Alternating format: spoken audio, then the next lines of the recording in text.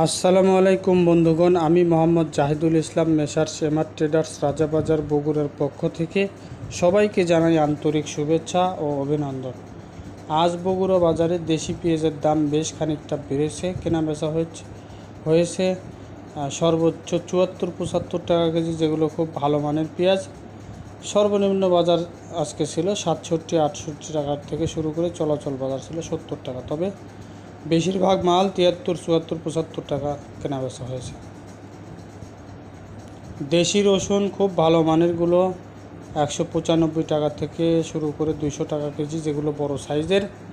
যেগুলো মাঝারি সাইজ, মাঝারি কোয়ালিটি, সেগুলো কেনাবেচা হয়েছে 180 টাকা থেকে শুরু করে সর্বোচ্চ 185 টাকা কেজি।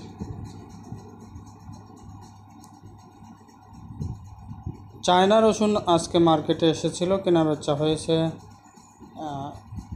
188 টাকা থেকে 190 টাকা কেজি পর্যন্ত। ইন্ডিয়ান রসুন